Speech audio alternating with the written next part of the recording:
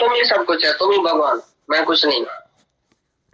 कठोरता का व्यवहार कभी नहीं करना किसी से, बहुत कोमलता से, धीरज से, प्यार से, दया भाव से चलो।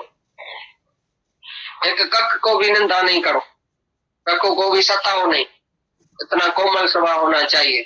सबके प्रति जो है वो हित, सबका फायदा हो जाए, सबका उद्धार हो जाए, सब खुश हो जाए, ऐसा तुम्हारे अंदर दया भाव होना चाहिए, करुणा होना चाहिए और कोमल स्वभाव होना चाहिए। ये जो भी लिखे पड़े हैं भाई, ऐसा कर्म करने में लज्जा आनी चाहिए। शास्त्रों में सब बातें लिखी पड़ी है, क्या दैवी संप्रदा का लक्षण है, क्या कैसे आदमी को अच्छा बनना चाहिए, कैसे रहना चाहिए, कैसे उठना चाहिए, कैसे बात करनी चाहिए, कैसी मर्यादा करनी चाहिए, ऐसा सब शास्त्रों में लिखा पड़ा है। और जो उसके विरुद्ध है पाप कर्म, उसी पाप कर्म करने में लज्जा आना। भाई मैंने बस दुनिया में जन्म लिया है, मैं तो खाऊंगा पीऊंगा सोऊंगा घूमूंगा मजा लूंगा, मैं मजे के लिए तो आया हूं, तो तुम जाके पापी बनेगा। जो बोलता है मैं मजा लेने के लिए आया हूं, तो वो पाप जाके करेगा। एक जवानी होवे, एक किसको पैसा होवे, तंदुरुस्ती होवे, तो वो क्या करेगा, किधर जाएगा, ज्ञान उसको नहीं है, किधर जाएगा, जाके पाप कर्म करेगा। शास्त्र के विरुद्ध जो चलता है वरना उसको लज्जा नहीं आती है। तुम नहीं बोलते अरे तुम किसका बेटा है, क्या कर रहा है, गलियों में घूम रहा है, किसका बेटा है। ऐसी तरह से तुम भगवान का बेटा होके और माया के गलियों में धक्का खाते हैं, विषयों में, विकार में, गटर में गिरते हैं। बस मैंने खाना है, पीना है, भोगना है, सोना है, सबको ऐसा करना है। तो ऐसी तरह से तुम पाप में ऐसा गिरते जाएगा, गिरता जाए। माया तुमको पापी बना दे अगर तुमको ये ज्ञान नहीं होगा तो शास्त्रों में जो जो कर्म लिखा गया है भाई, ये सब कर्म है, ये अच्छा आदमी ऐसा करता है, दैवी संप्रदा ऐसी होती है, और ये हैवान का लक्षण है, ये पापियों का लक्षण है। घमंड, हसद, साड़, वेर, काड़, क्रोध, जलन, शरण, कुंभ, पाखंड, अपमान, ये सब जो है वो खोटा कर्म है। ऐसा तुम करते हो, लज्जा नहीं आती है, तो मानो तुमने शास्त्र कभी समझा ही नहीं। तो जो शास्त्र में मना किया हुआ वचन है, निषेध है, भाई करा दिया है, वो तुम कभी नहीं करना। तो ये दैवी संपदा का गुण है, जो तुम थोड़ा भी पाप कर्म करेगा तुमको लज्जा आएगी। भाई मेरे ऊपर, मेरे मुंह के ऊपर ये बात नहीं पड़ती है, मैं सत्संगी होके, भगवान का बच्चा होके, अच्छा आदमी होके ऐसा बुरा काम कैसे मैं करूंगा, मैं नहीं करूंगा। उधर तुम नो करेगा, और जो होएगा आसुरी वो जाके बोलेगा मैं करता हूं तुम्हारे साथ। तुमको कोई आके बोलेगा भाई शराब तो पियो, थोड़ा तो पियो, थोड़ा तो सिगरेट पियो, एक पियो, एक पेग पियो, तुम क्या बोलेगा, तुम नो कर सकता है कि नहीं। लेकिन तुम जाके बोलेगा फलाने ने बोला ना, दोस्त ने बोला, मैं थोड़ी पीता हूँ, दोस्त ने बोला तभी पिया ना, मेरे को थोड़ी इच्छा है। तो तुमको पाप करने में लज्जा नहीं आई।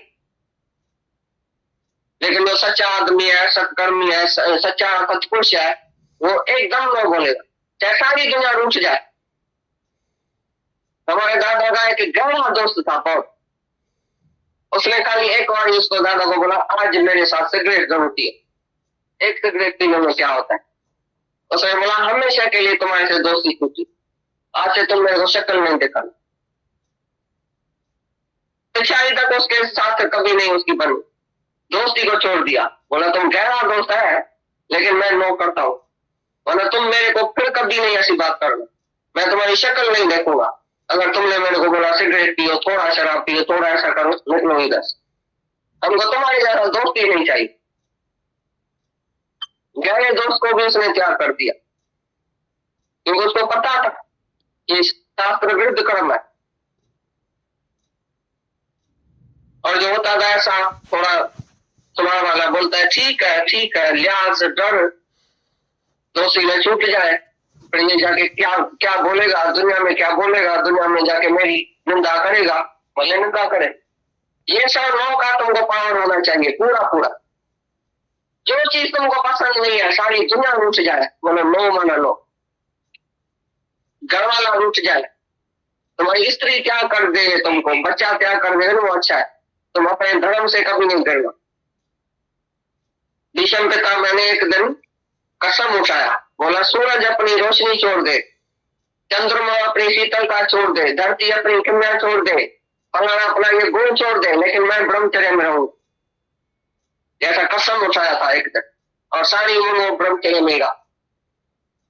सारी दुनिया मेरे को आके बोले मैं अपने धर्म में रहूंगा, सारी दुनिया का त्याग कर दूंगा, लेकिन मैं अपने धर्म में रहूंगा।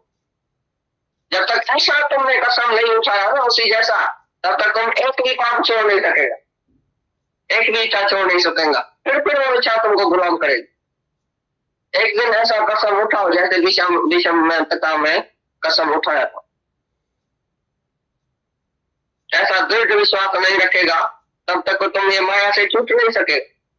मैं धीरे धीरे छूटूंगा, धीरे धीरे इच्छा छोड़ूंगा, धीरे धीरे मोह छोड़ूंगा, धीरे धीरे धंधा छोड़ूंगा, धीरे धीरे सब करूंगा, कोई नहीं करता। कल तुम होएगा ही नहीं, जो धीरे धीरे करेगा वो कल होएगा ही नहीं। जिसने धीरे धीरे बोला वो धीरे धीरे बैठ गया उधर, वो गधे की गाड़ी में आ रहा है। और आजकल जो लिफ्ट और हवाई जहाज है उसमें जो चढ़ता है वो एकदम जगह पहुंचता है, तो उसके लिए फी और पैसा खर्च करना पड़ता है। हवाई जहाज के लिए बड़ी फी है, तो मुक्ति के लिए भी बड़ी फी है। तो फी नहीं देगा, ये बद्ध कर्म नहीं छोड़ेगा, तो बाकी तुमको दैवी संप्रदाय लक्षण बाकी कैसे हुआ? आगे चल के आसुरी संप्रदाय लक्षण सुनाएगा तो क्या क्या लक्षण है। एक एक बात के लिए अंजाम करो अपने से, गुरु के सामने, भगवान के सामने, संगत के सामने, ऐसा अंजाम करना चाहिए। जो जो तुम्हारे में आदत है छोड़ नहीं सकता ना, बीच में बैठ के बोलो भाई आज से मैं ये आदत छोड़ता हूँ। संगत तुम मेरे ऊपर मेहर का हाथ बुलाओ, करो आशीषा संगत सारी, रह जिए से प्रेम पचारी। भाई सारी संगत की हमारे ऊपर आशीषा होवे कि हमारी रह पाए सारी उम्र भगवान से, रह जिए से भगवान ऐसा, तो सचमुच उसकी मेहर होती है भगवान की, और तुम सब कुछ छोड़ सकते हैं। ये बद्ध कर्म तुम्हारा छूट जाएगा सारा।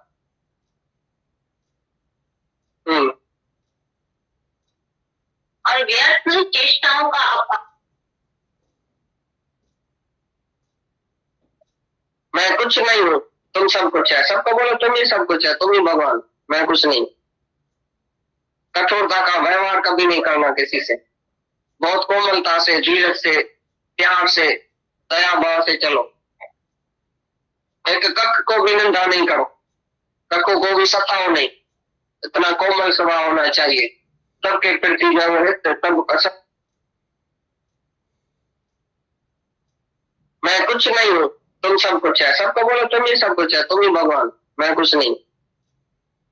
कठोरता का व्यवहार कभी नहीं करना किसी से, बहुत कोमलता से, धीरज से, प्यार से, दया भाव से चलो।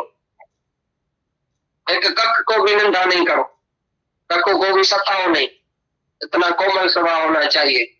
सबके प्रति तब सबका फायदा हो जाए, सबका उद्धार हो जाए, सब खुश हो जाए, ऐसा तुम्हारे अंदर दया भाव होना चाहिए, करुणा होना चाहिए और कोमल स्वभाव होना चाहिए। ये जो भी लिखे पड़े हैं भाई, ऐसा कर्म करने में लज्जा आनी चाहिए। शास्त्रों में सब बातें लिखी पड़ी है, क्या दैवी संप्रदाय का लक्षण है, क्या कैसे आदमी को अच्छा बनना चाहिए, कैसे रहना चाहिए, कैसे उठना चाहिए, कैसे बात करनी चाहिए, कैसी मर्यादा करनी चाहिए, ऐसा सब शास्त्रों में लिखा पड़ा है। और जो उसके विरुद्ध है पाप कर्म, उसी पाप कर्म करने में लज्जा आना। भाई मैंने बस दुनिया में जन्म लिया है, मैं तो खाऊंगा पीऊंगा सोऊंगा घूमूंगा मजा लूंगा, मैं मजे के लिए तो आया हूं, तो तुम जाके पापी बनेगा। जो बोलता है मैं मजा लेने के लिए आया हूं तो वो पाप जाके करेगा। एक जवानी हो गए, एक किसको पैसा हो गए, तंदुरुस्ती हो गए, तो क्या करेगा, किधर जाएगा? ज्ञान उसको नहीं है, किधर जाएगा? जाके पाप कर्म करेगा। शास्त्र के विरुद्ध जो चलता है वरना उसको लज्जा नहीं आती। तुम नहीं बोलते अरे तुम किसका बेटा है, क्या कर रहा है, गलियों में घूम रहा है, किसका बेटा है? ऐसी तरह से तुम भगवान का बेटा होके और माया के गलियों में धक्का खाते हैं, विषयों में, विकार में, गटर में गिरते हैं। बस मैंने खाना है, पीना है, भोगना है, सोना है, सबको ऐसा करना है। तो ऐसी तरह से तुम पाप में ऐसा गिरते जाएगा, गिरता जाए। माया तुमको पापी बना देगी अगर तुमको ये ज्ञान नहीं होगा तो शास्त्रों में जो जो कर्म लिखा गया है भाई, ये सब कर्म है, ये अच्छा आदमी ऐसा करता है, दैवी संप्रदाय ऐसी होती है, और ये हैवान का लक्षण है, ये पापियों का लक्षण है। घमंड, हसद, साड़, वेड़, काड़, क्रोध, जलन, शर्म, दुंब, पाखंड, अपमान, ये सब जो है वो खोटा कर्म है। ऐसा तुम करते हो, लज्जा नहीं आती है, तो मानो तुमने शास्त्र कभी समझा ही नहीं। तो जो शास्त्र में मना किया हुआ वचन है, निषेध है, भाई करा दिया है, वो तुम कभी नहीं करना। तो ये दैवी संपदा का गुण है। जो तुम थोड़ा भी पाप कर्म करेगा तुमको लज्जा आएगी। भाई मेरे ऊपर, मेरे मुंह के ऊपर ये बात नहीं पड़ती है। मैं सत्संगी होके, भगवान का बच्चा होके, अच्छा आदमी होके ऐसा बुरा काम कैसे मैं करूंगा? मैं नहीं करूंगा। उधर तुम नो करेगा। और जो होएगा आसुरी, वो जाके बोलेगा मैं करता हूं तुम्हारे साथ। तुमको कोई आके बोलेगा भाई शराब तो पियो, थोड़ा तो पियो, थोड़ा तो सिगरेट पियो, एक पेग पियो, तुम क्या बोलेगा? तुम नो कर सकता है कि नहीं? लेकिन तुम जाके बोलेगा फलाने ने बोला ना, दोस्त ने बोला, मैं थोड़ी पीता हूँ, दोस्त ने बोला तभी पिया ना, मेरे को थोड़ी इच्छा है। तो तुमको पाप करने में लज्जा नहीं आई। लेकिन जो सच्चा आदमी है, सत्कर्मी है, सच्चा सत्पुरुष है, वो एकदम न बोले, चाहे सारी दुनिया रुक जाए। हमारे दादा का एक गहरा दोस्त था बहुत। उसने खाली एक बार उसको दादा को बोला आज मेरे साथ सिगरेट जरूर पिए। एक सिगरेट पीने में क्या होता है? उसने बोला हमेशा के लिए तुम्हारे से दोस्ती टूटी, आज से तुम मेरे को शक्ल नहीं देखा। पिछाई तक उसके साथ कभी नहीं उसकी बनी, दोस्ती को छोड़ दिया। बोला तुम गहरा दोस्त है, लेकिन मैं नो करता हूं, वरना तुम मेरे को फिर कभी नहीं ऐसी बात करना, मैं तुम्हारी शक्ल नहीं देखूंगा। अगर तुमने मेरे को बोला सिगरेट पियो, थोड़ा शराब पियो, थोड़ा ऐसा करो, निकलो इधर से, हमको तुम्हारी ज्यादा दोस्ती नहीं चाहिए। गहरे दोस्त को भी उसने त्याग कर दिया, क्योंकि उसको पता था कि शास्त्र विरुद्ध कर्म है। और जो होता था ऐसा थोड़ा स्वभाव वाला, बोलता है ठीक है, लिहाज डर दोषी न छूट जाए, फिर ये जाके क्या बोलेगा दुनिया में, क्या बोलेगा दुनिया में, जाके मेरी निंदा करेगा, भले निंदा करे। ये सब नो का तुमको पावर होना चाहिए पूरा। जो चीज तुमको पसंद नहीं है, सारी दुनिया रूठ जाए, बोलो नो माना लो। घर वाला रूठ जाए, तुम्हारी स्त्री त्याग कर दे, तुमको बच्चा त्याग कर दे, वो अच्छा है, तुम अपने धर्म से कभी नहीं डरना। भीष्म पिता मैंने एक दिन कसम उठाया, बोला सूरज अपनी रोशनी छोड़ दे, चंद्रमा अपनी शीतलता छोड़ दे, धरती अपनी किमया छोड़ दे, फलाना अपना ये गुण छोड़ दे, लेकिन मैं ब्रह्मचर्य में रहूं। ऐसा कसम उठाया था एक दिन, और सारी उम्र वो ब्रह्मचर्य में रहा। सारी दुनिया मेरे को आके बोले मैं अपने धर्म में रहूंगा, सारी दुनिया का त्याग कर दूंगा, लेकिन मैं अपने धर्म में रहूंगा। जब तक ऐसा तुमने कसम नहीं उठाया ना उसी जैसा, तब तक तुम एक भी पाप छोड़ नहीं सकेगा, एक भी इच्छा छोड़ नहीं सकेगा, फिर वो इच्छा तुमको गुलाम करेगी। एक दिन ऐसा कसम उठाओ जैसे विषम में पिता में कसम उठाया था। ऐसा दृढ़ विश्वास नहीं रखेगा तब तक तुम ये माया से छूट नहीं सके। मैं धीरे धीरे छूटूंगा, धीरे धीरे इच्छा छोड़ूंगा, धीरे धीरे मोह छोड़ूंगा, धीरे धीरे धंधा छोड़ूंगा, धीरे धीरे सब करूंगा, कोई नहीं कर सकता। कल तुम होएगा ही नहीं, जो धीरे धीरे करेगा वो कल होएगा ही नहीं। जिसने धीरे धीरे बोला वो धीरे धीरे बैठ गया उधर, वो गधे की गाड़ी में आ रहा है। और आजकल जो लिफ्ट और हवाई जहाज है उसमें जो चढ़ता है वो एकदम जाके पहुंचता है। उसके लिए फी और पैसा खर्च करना पड़ता है, हवाई जहाज के लिए बड़ी फी है, तो मुक्ति के लिए भी बड़ी फी है। तो फी नहीं देगा, ये बदकर्म नहीं छोड़ेगा, तो बाकी तुमको दैवी संप्रदाय लक्षण बाकी कैसे हुआ? आगे चल के आसुरी संप्रदाय लक्षण सुनाएगा तो क्या क्या लक्षण है। एक एक बात के लिए अंजाम करो अपने से, गुरु के सामने, भगवान के सामने, संगत के सामने, ऐसा अंजाम करना चाहिए। जो जो तुम्हारे में आदत है छोड़ नहीं सकता है ना, बीच में बैठ के बोलो भाई आज से मैं ये आदत छोड़ता हूं। संगत तुम मेरे ऊपर मेहर का हाथ बुलाओ, करो आशीषा संगत सारी रह जिए छे प्रेम पचारी। भाई सारी संगत की हमारे ऊपर आशीषा होवे कि हमारी रह आए सारी उम्र भगवान से, रह जिए छे भगवान ऐसा। तो सचमुच उसकी मेहर होती है भगवान की, और तुम सब कुछ छोड़ सकते हैं। ये बद्ध कर्म तुम्हारा छूट जाएगा सारा।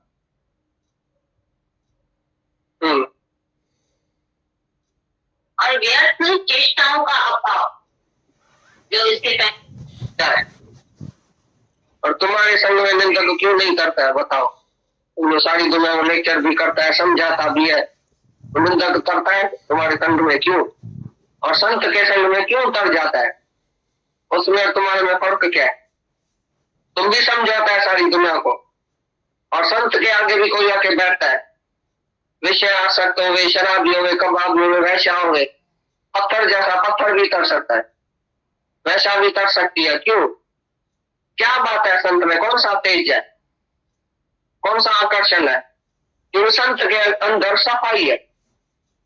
वो कभी भी पापी को पापी करके नहीं देखता, कभी अज्ञानी को अज्ञानी करके नहीं, मूर्ख को मूर्ख करके नहीं देखता। उसके संग में जो बैठता है वो अपना आप करके देखता है, आत्मा करके देखता है। तो सच में जो पाप छोड़ के बैठ जाता है, आत्मक प्रेम सबसे है, तो स्वयं जो है वो अपना पाप छोड़ के बैठ जाता है। बोल रहे उसमें तेज है, दैवी संपदा वाले को तेज होता है, जो उसके संग में कैसा भी पापी है वो तर जाता है, निंदक भी तर जाए, चंडाल चोर निंदक पापी सब तर सकता है संत के संग में। ये संत उसको अपना आप करके देखता है, अपनी नीची आत्मा देखता है, उसको दोष नहीं देखता है उसका, ये ऐसा है, ये ऐसा है, ये ऐसा है, पूर्णता नहीं है, ये पापी है कि पुण्य। पापी पुण्य आपका मैं कर करना लिख ले जाए, आपे बीज आपे ही पाए, नानक हुक्म में रहना समझ। पापी पुण्य कोई बोलने से नहीं होता है ये पापी है ये पुण्य है, उसका अंदर का कर्म क्या है वो तुमको क्या पता? आपे बीज आपे का, जैसा बीज उसने बोया है तैसा ही पाड़ है तेरा की उसमें। तुम क्यों किसको पापी और पुण्य देखता है? तुम किसको जान भी नहीं सकता है ये पापी है ये पुण्य है।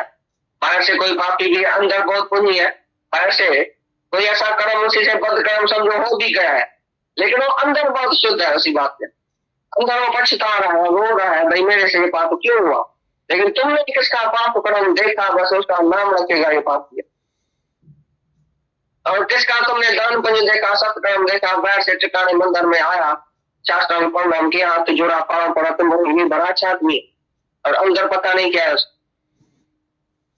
ज्ञान ध्यान स्नान अंतर व्यापे लोग स्वान, तुम कैसे बोलता है ये पापी है ये पुण्य है? इसके लिए संत बोलता ही नहीं है कुछ, ये पापी है पुण्य है, अपना कर्म क्यों बनाए? जज पहले ही नहीं फैसला करता है ये पापी है ये पुण्य है, दोनों तरफ वाले आके बैठते हैं। जज दोनों को ऐसा नहीं समझता पहले इसने खून किया होगा, कभी भी नहीं। जज को असली ये शिक्षा मिली हुई है कि तुम पहले ही इसको खराब नहीं समझना, पीछे वो दोनों जब भी लड़ाई करेगा आपस में तो आप ही फैसला होगा, आप ही वो दोष में आ जाएगा और खुद बोलेगा अपनी जबान से हाँ मैंने ऐसा किया। उसका वकील आपस में झगड़ा करके ऐसा कायदा कानून होएगा जो आप ही एक जो है वो नीचे हो जाए, भाई बराबर मैंने हारा है, तभी जज फैसला करता है। तो भगवान भी ऐसा है, गुरु भी ऐसा है, किसी को भी पहले पापी पुण्य नहीं देखता।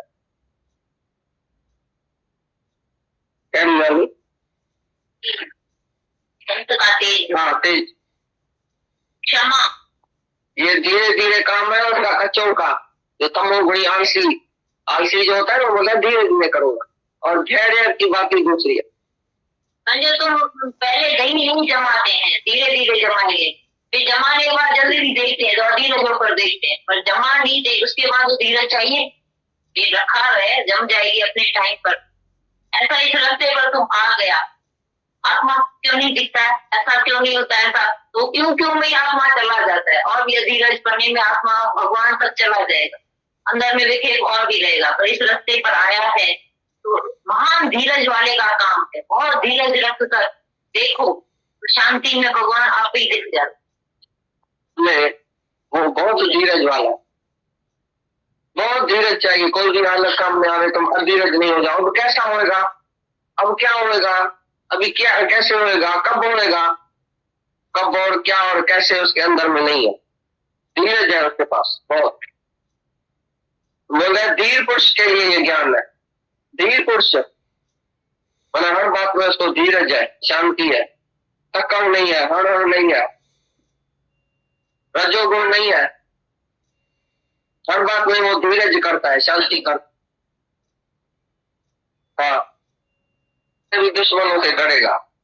दुश्मन अंदर बैठा है, तुमने किसी से दुश्मनी किया है तो उसी से तुम डरेगा, समझा बात? बाकी दुश्मन कोई नहीं है दुनिया में, तुमने ही किसको दुश्मन बनाया है, तभी उसी दुश्मन से फिर तुम डरेगा। तुम हिंसक है, हिंसा तुम्हारे अंदर है, तो बाहर से तुम डरेगा। और दूसरी अंदर बाहर की शुद्धि जो बोला, तुम जो पैसा कमाते हैं, तुम्हें रिश्वत लेता है, ब्लैक मार्केट करता है कि जल्दी जल्दी मैं शाहूकार बनूं, जल्दी जल्दी मैं पैसा इकट्ठा करूं, पीछे छोड़ के तो इधर ही जाएगा, किसको देके जाएगा और किसके लिए ये पाप करता है? अंदर बाहर की शुद्धि में ये भी बताया है कि जो द्रव्य है, जो पैसा है, वो तुम कैसे कमाते हैं? सच्चाई से कमाते हैं कि एक पैसा भी रिश्वत किसी से लिया है? जब ब्लैक मार्केट करके जल्दी जल्दी पैसा कमाना चाहता है, शाहूकार बनना चाहता है, झूठ मूठ करके, सरकार से झूठ, उससे झूठ, ब्लैक मनी रखेगा, पीछे नींद कटेगी। तो बोलता है ये अनाज जो है तुम्हारा वो भी अशुद्ध है। जो पैसा तुम कमाता है अशुद्धि से, पाप कर्म करके, इसका गला काट के जल्दी जल्दी तुम शाहूकार हुआ है, फिर उसी से जो अनाज लेता है, वो अनाज जिसको खिलाएगा वो भी पापी होगा और तुम्हारा अंदर भी अशुद्ध होगा।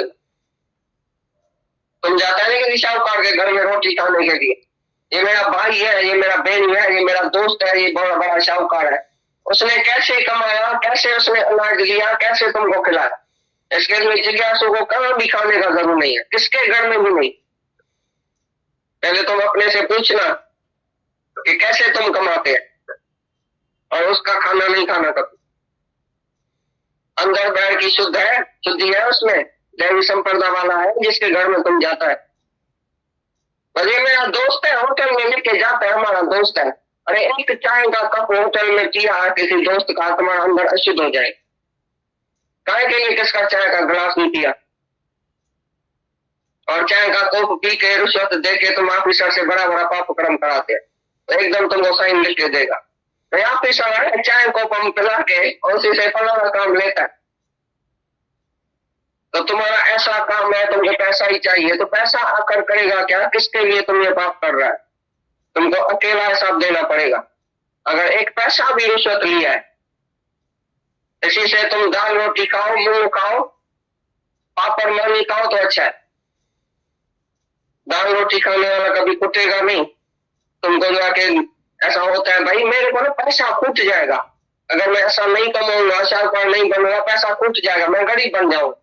गरीब बनो, झोपड़ी में रहो, दाल फुल्का खाओ, तुम्हारा बेटा लगे पिलने रास्ते में, लेकिन तुम उसके लिए पाप नहीं करो। ये अंदर बाहर की शुद्धि बताया है। बाहर की शुद्धि में ये अनाज, सच की कमाई, सच का अनाज, सच का खाना, सच्चे आदमी का खाना। गुरु नानक एक वादे के पास जाता था, तो बड़ा ही, जो खाली 200-250 लस्सी उसको देता था बस सारे दिन में। और ये अमीर को, जब भी एक अमीर था उधर, उसने भी एक दिन यज्ञ किया, गुरु नानक को बुलाया, बोला हम नहीं आएगा, तुम्हारा पैसा खून का है, खून चूस के गरीबों का, और तुमने पैसा कमाया, हम नहीं आए, हम गरीब के पास जाएगा, उधर रहेगा जो सच की कमाई करता है। तो उसमें अंदर की भी शुद्धि होती है, अंदर से भी किसी के संकल्प विकल्प में किसकी निंदा, किसकी चुगली, किससे द्वेष, किससे राग, ये अंदर की शुद्धि है, ऐसी नहीं होनी चाहिए। और बाहर की शुद्धि और शरीर की शुद्धि भी, स्नान पानी दातन ये वो, ये इस शरीर की शुद्धि में आ गया। बाहर की शुद्धि में ये भी आ गया, शरीर का शुद्ध करना और पैसे की शुद्धि, ये दोनों शुद्धि बाहर की है। कोई 4-4 दिन सलाम नहीं करता है, कोई ब्रश नहीं करता है, कोई कपड़ा नहीं बदली करता है, ऐसे भी जिनावर लोग आते हैं जिसको सुधारना पड़ता है। और भाई रोज सलाम क्यों नहीं करता है? नहीं, मेरे को पूछता नहीं है, आज नहीं करता हूं। और ऐसे ही खाता है बिगड़ सलाम के, बोला हाँ। तो ये अंदर बाहर की शुद्धि बोला है भगवान ने, दैवी संप्रदा।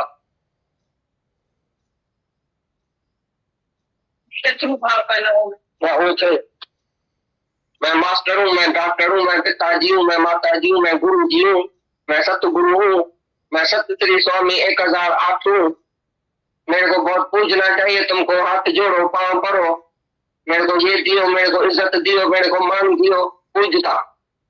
तो मैं जो श्रेष्ठता का अभिमान है अंदर में, मैं कुछ श्रेष्ठ हूँ, तुम्हारे से मैं थोड़ा ऊपर हूँ, तुम्हारे से क्या ऊपर हूँ, तुम्हारी आत्मा मेरी आत्मा एक है, तुम्हारी आत्मा कमजोर है क्या, वीक है क्या, तुम्हारी आत्मा कोई बीमार है क्या, वीक आत्मा होती है क्या किसकी, तुम्हारी आत्मा को पाप लगा है क्या, पापी आत्मा है क्या। जैसे गेनी गटर में डाल दिए तो गेनी को कुछ होगा। तो चाहे आत्मा इस गटर में आया, शरीर रूपी गटर में आया भी है, तो भी पाप है, पौत्र है, सबकी आत्मा पौत्र है। कौन किसी से जाती है, बड़ा है कि पूज है, बताओ कौन छोटा है, कौन बड़ा है, कौन गुरु है, कौन शिष्य है। एक ही भगवान है, कहा गुरुओं के आता है, कहा शिष्यों के आता है, शिष्यों के अंदर भी एक ही भगवान है। शिष्य का रूप धार के आता है बुलाने के लिए गुरुओं को। तो गुरु बोले कि मेरा शिष्य है, 1000 मेरे को शिष्य है। कोई बोलता है आजकल मेरे को 1,00,000 शिष्य हो गए। तो बोला मेरा गुरु बहुत बड़ा है कि वो 10,00,000 शिष्य है, इसके लिए मेरा गुरु बड़ा है। वो बड़ा गधा हुआ गया जिसको 10,00,000 शिष्य है। शिष्य आया कहां से, एक ही भगवान है, तो शिष्य कहां से आया, शिष्य तुम देखता कैसे है। दादा बोलता है मैं तो तुमको अपने से भी बड़ा भगवान समझता हूँ। डॉक्टर के सामने अगर पेशेंट नहीं हो तो डॉक्टर का नाम निकलेगा। डॉक्टर का कैसे नाम निकलता है, जब पेशेंट आता है, जब ठीक होता है। मास्टर के सामने स्टूडेंट ही नहीं है तो मास्टर हुआ, किसका मास्टर हुआ, तो स्टूडेंट की मेहरबानी है ना जो आता है तुम्हारे पास। भगवान कृष्ण ऐसा धक्का करता गलियों में कोई पहचानता भी नहीं था, जब अर्जुन बना तभी किसी ने पहचाना, नहीं तो गलियों में धक्का खाता था तो दादा ये रंगी चोर है, ये तो स्त्रियों के साथ बैठता है, ये तो स्नान करता है, ये तो कपड़ा चोरी करता है, ये तो स्त्री को चोरी करके भगा के गया, ये कैसा भगवान हुआ। किसी ने नहीं पहचाना। अर्जुन को बोला तुम मेरा परम प्यारा है, तुम अच्छा हुआ जो मेरे पास आया, किसी ने तो मेरे को पहचाना, ये मूड लोग मेरे को नहीं पहचानता है। भगवान घड़ी घड़ी बोले अर्जुन को, 8वां जो ये सेंटेंस बोला है, भगवान को बोलता है अर्जुन मेरे को ये मूड लोग नहीं जानते।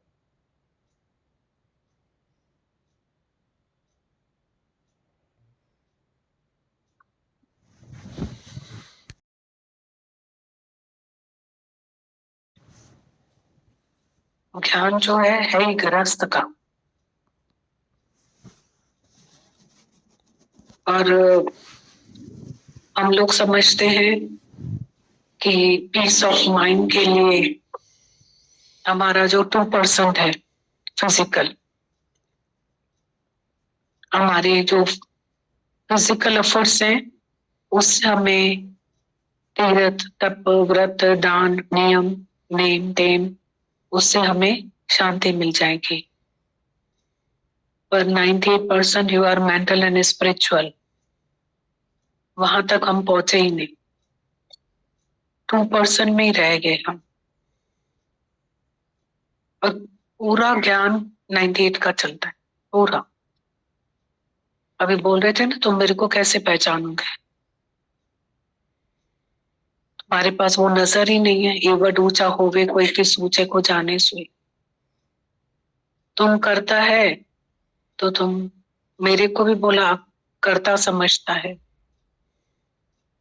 और गुरु अकर्ता है तो कर्ता को भी अकर्ता समझता है, वो बोलता है स्ट्राइक है। तो ज्ञान तो पूरा 98 के लिए है। एवड ऊंचा होवे कोई तिस ऊंचे को जाने सो। कितना निज ज्ञान और सच्चा ज्ञान गुरु हमें दे रहे हैं। तो इतनी बातें चल रही थी, मतलब ऐसा फील हो रहा था कि लेक्चरर से अनुभवी पुरुष की मौन भी सिखाती है। तो गुरु हमें सिखा रहा है।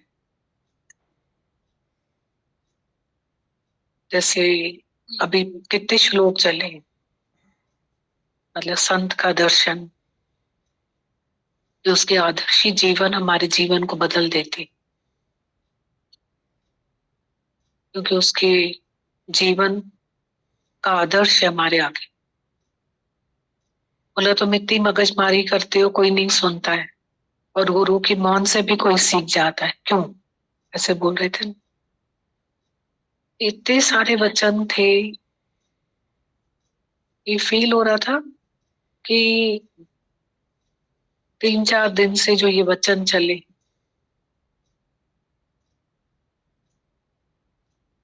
तो troubles won't come if you invite them not. मुसीबत को हम बुलाते हैं तो आती है, अगर ऐसी हम जीवन अपनी बनाए तो मुसीबतों को अलविदा कर दें।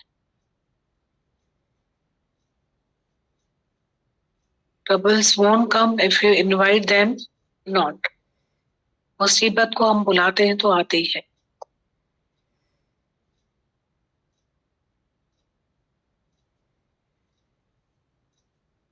पर ये जीवन रूपी गाड़ी हमें भगवान ने दी तो है, पर इसमें हमें इतनी परहेज चाहिए, इतनी ब्रेक चाहिए, ब्रेक सिस्टम, इतना कंट्रोलिंग पावर चाहिए, नहीं तो हम बहुत एक्सीडेंट कर देते हैं इसमें।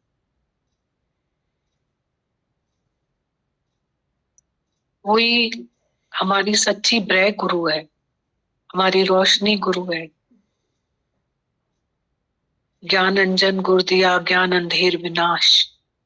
नहीं तो अंधकार में ही चल रहे हैं, ज्ञान के। कितना ज्ञान, कितना प्रकाश, कितनी रोशनी है।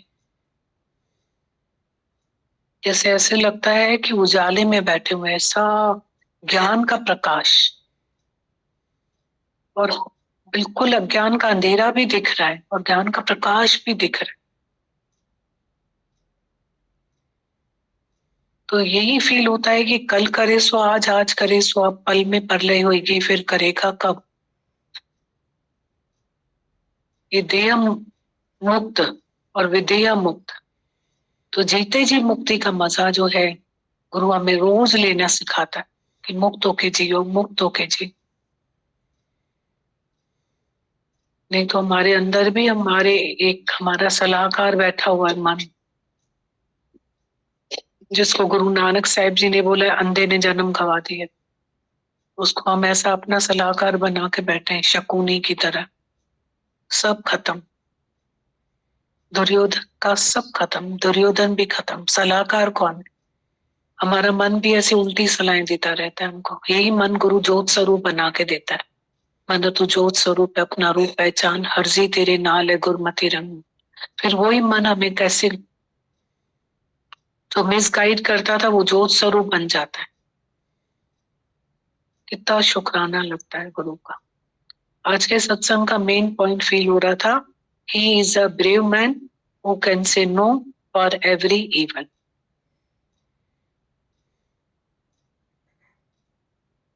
हमको कंट्रोल करना चाहिए अपनी, हम इतना प्योर ज्ञान सुन करके अपनी नेगेटिविटी किसी और को भी न दें। He is a brave man who can say no for every evil. ज्ञान से प्यार करो, वचनों से प्यार करो, बहुत इंपॉर्टेंट। वो लॉन्ग टर्म है, लॉन्ग लास्टिंग है। बाहर बाहर की बातों में जाएंगे, वचनों से प्यार नहीं करेंगे, तो जाहिर थींदी जात रहत मारू अल चवे। बुद्धल सुधल गालुनी वाखाणी वात, पर जाहिर थींदी जात रहत मारू अल चवे। कितनी रहनी बना रहे हैं गीता भगवान। कितना इतना अच्छा लगता है जब भी वो बोलते हैं, अंदर बाहर की शुद्धि। बहुत अच्छा लगता है। क्या होती है अंदर बाहर की शुद्धि, बहुत अच्छा लगता है। मन की एकाग्रता, भगवान चिंतन, शरीर मन वाणी से किसी को हम दुखी ना करें, कितना मन का निग्रह। तो कैसे कैसा हमें सिखा रहे गुरु, धन का, शरीर का शुद्धि, धन की शुद्धि, अंदर बाहर की शुद्धि में कितना सिखाते हैं। बार बार सुन के अच्छा लगता है, बार बार बहुत अच्छा लगता है। और काम दिखाता है गुरु हमें। अभी हम लोग है ना, इसमें लेटर जो है 16 कला का किसी का है कि फिर से पढ़े हम लोग, उसको फिर से पढ़ते हैं। बाकी तो सबने सत्संग सुना, इतना सिंपल उसमें गीता भगवान ने इजी लैंग्वेज में सत्संग किया, सबने सुना।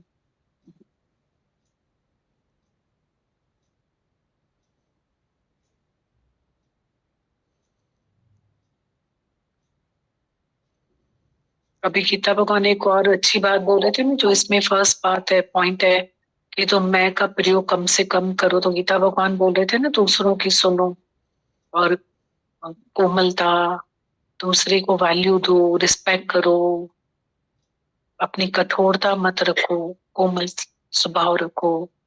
तो ये मैं का प्रयोग कम से कम करो, मीठा बोलो, सरल बोलो, सच्चा बोलो, देश काल पात्र देख करके बोलो, और छोटा बोलो, बहुत छोटा बोलो। दादा भगवान ने बोला तूफान भी आ जाए ना तो और ही बोला उन्होंने चिट्ठी में, चुप करके बैठ जाओ। उसको 2 करोगे, 1 करोगे तो 2 हो जाएंगे, 2 बोलोगे तो 4 हो जाएंगे, मत बोलो, चुप करके बैठ जाओ। चुप करो और चुप करो और चुप करो, अपने आप में निकल जाएगा, फिर उसके बाद शांति आ जाएगी। तो ये अच्छी बात बता। अभी कोई बच्ची आई थी बाहर से, तो एक अनुभव हो रहा था कि जैसे उसकी जीवन के लिए सबको बहुत दर्द है, तो वो जो जिनको दर्द है वो भी उसकी जीवन बता रहे थे, ऐसी जीवन है, ऐसी जीवन है। और जैसे वो भी बता रही थी कि मेरी जीवन ऐसी है। तो मैं उसको पूछा कि कितने साल हो गए शादी करके, तो वो बता रही थी कितने साल, 15 के कितने साल। तो मैंने कहा बस डे 1 की बातें तुम करती हो, और भी करते हैं, अब बंद करो इसको। अब हो गया ना, डे 15 साल तक हमने करी ये बातें, अब तो बंद कर दो ना, अब मत। हम लोग बहुत बार है ना अपनी सिंपैथी के लिए भी वही बातें करते रहते, और हमारे गीता भगवान बोलते हैं एक बार मन देके खाली कर दो और बंद कर दो बस उसको, फिर मत खोलो घटक।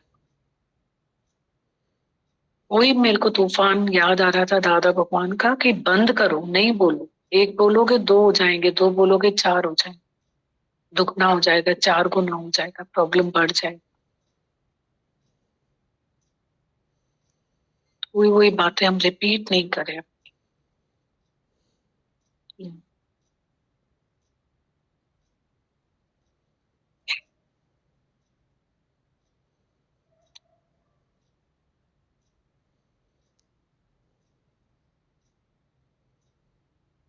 16 कलाएं पढ़ती।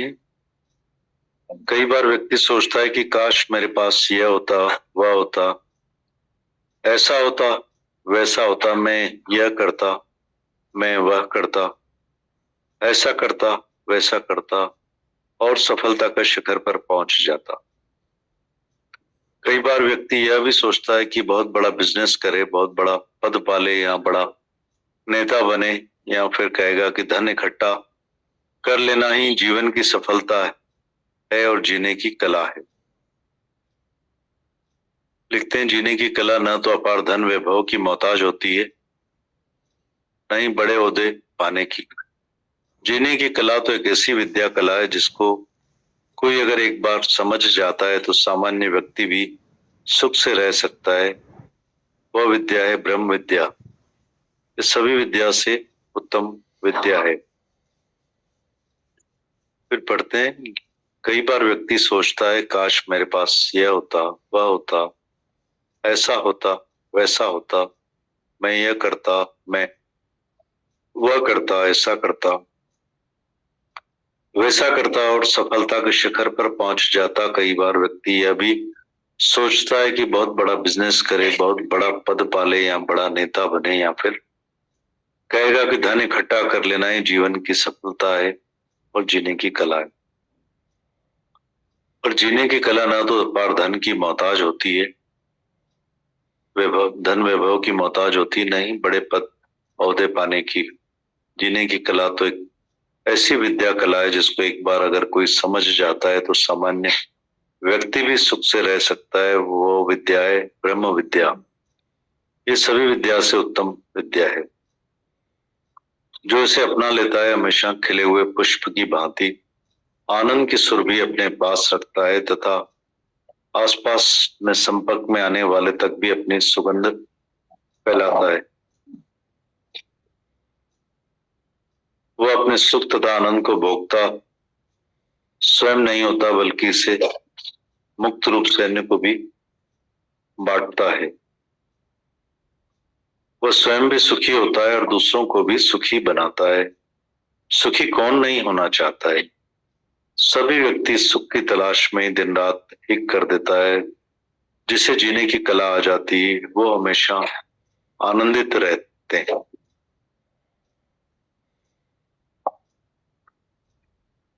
इस 16 कलाएं हैं जीने की, पढ़ते हैं। पहली है बातचीत में मैं का प्रयोग कम से कम करना चाहिए। दूसरों की भी सुनिए, स्वाभिमान रखिए, अभिमान नहीं। बातचीत में मैं का प्रयोग कम से कम करना चाहिए। दूसरों की भी सुनिए, स्वाभिमान रखिए, अभिमान नहीं। सेकंड पॉइंट है हमेशा बातचीत में मधुर, सरल और अच्छी लगने वाली भाषा का ही प्रयोग करना चाहिए। साथ ही अपनी बात थोड़े में पूरी करनी चाहिए। बातचीत हमेशा मधुर, सरल, अच्छी लगने वाली भाषा का ही प्रयोग करना चाहिए। साथ ही अपनी बात थोड़े में पूरी करनी चाहिए। थर्ड है दूसरों से मिलते समय चेहरे पर मुस्कुराहट होनी चाहिए, जिससे सामने वाले को लगे कि आपको उसका आना अच्छा लगा है। मुस्कुराहट किसी का भी दिल जीतने के लिए ईश्वर का सर्वोच्च अनमोल वरदान है। फोर्थ है दूसरों के अच्छे कार्य की प्रशंसा करने में कंजूसी नहीं करना चाहिए। किसी की गलती हो तो उसे प्यार से समझाएं, क्योंकि गलती सभी से होती है। दूसरों के अच्छे कार्य की प्रशंसा करने में कंजूसी नहीं करना चाहिए। किसी की गलती हो तो उसे प्यार से समझाएं, क्योंकि गलती सभी से होती है। फिफ्थ, व्यर्थ प्रदर्शन के चक्कर में ना पड़े, अपनी वास्तविक हैसियत के अनुसार ही खर्च करें। व्यर्थ प्रदर्शन के चक्कर में ना पड़े, अपनी वास्तविक हैसियत अनुसार ही खर्च करें। सिक्स्थ है अपनी आय से कम खर्च करें, अचानक परिस्थिति के लिए बचत करें। आज की कठिनाई कल का आराम। अपनी आय से कम खर्च करें, अचानक परिस्थिति के लिए बचत करें। आज की कठिनाई कल का आराम है। सेवेंथ है समय के अनुसार कदम बढ़ाने चाहिए पर पीछे नहीं हटना चाहिए।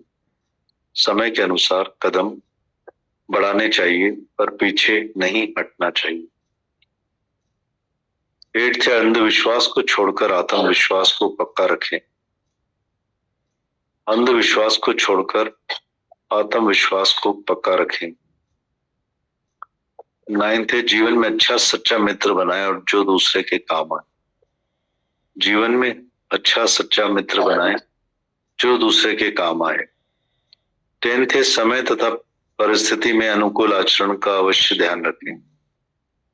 समय तथा परिस्थिति में अनुकूल आचरण का अवश्य ध्यान रखें। खुशी के मौके पर मनुष्य जैसा चेहरा तथा गमी के मौके पर मुस्कुराहट चेहरे पर न लाएं। किसी की दुखती रग को ना छेड़ें। खुशी के मौके पर मनुष्य जैसा चेहरा, गमी के मौके पर मुस्कुराहट चेहरे पर न लाएं। किसी की दुखती रग ना छेड़ें। 11th है दूसरों के दुख सुख में अवश्य भागीदार बनिए। फिर देखिए दूसरे भी आपके सुख दुख में कैसे सहयोगी बनते हैं। दूसरों के सुख दुख में अवश्य भागीदार बनिए। फिर देखिए दूसरे भी आपके दुख सुख में कैसे सहयोगी बनते हैं। 12th है जीवन में कभी असफलता से ना घबराएं। जीवन में कभी असफलता से ना घबराएं। इब्राहिम लिंकन जीवन में लगातार असफल होते रहे, फिर भी उन्होंने साहस नहीं छोड़ा। आखिर वे अमेरिका के राष्ट्रपति बने। अब्राहम लिंकन जिंदगी में लगातार असफल होते रहे, फिर भी उन्होंने साहस नहीं छोड़ा। आखिर वे अमेरिका के राष्ट्रपति बने। 13 है, अगर तुमने किसी के लिए धारणा बना ली है और वास्तविक स्थिति वैसी नहीं है तो अपना मन बदलने में हिचकिचाएं नहीं। अगर तुमने किसी के लिए अपनी धारणा बना ली है और वास्तविक स्थिति वैसी नहीं है तो अपना मन बदलने में हिचकिचाएं नहीं। जानते हुए गलती से उसे सुधार लेना अच्छा है। जानते हुए गलती करने से उसे सुधार लेना अच्छा है। 14 थे, ईश्वर पर भरोसा रखें, मुश्किलात में भगवान का ही साथ काम में आता है। ईश्वर पर भरोसा रखें, मुश्किलात में भगवान का ही साथ काम में आता है। 15 थे, दूसरों की बुराई करने से बचिए, अपनी बुराई करने वालों से ईर्ष्या ना करें। दूसरों की बुराई करने से बचिए, अपनी बुराई करने वालों से ईर्ष्या ना करें, बल्कि अपने भीतर जांचो कि अपने अंदर तो कोई बुराई नहीं पनप रही।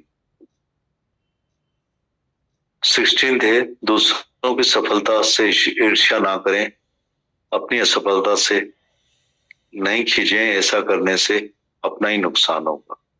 यदि आप सुंदर संपन्न नहीं है तो कोई बात नहीं, अगर आप जीने की कला सीख लेंगे तो आपको सफलता जरूर मिलेगी। जीवन में रोने वालों के साथ कोई नहीं होता है और हंसने वालों के साथ सभी होते हैं।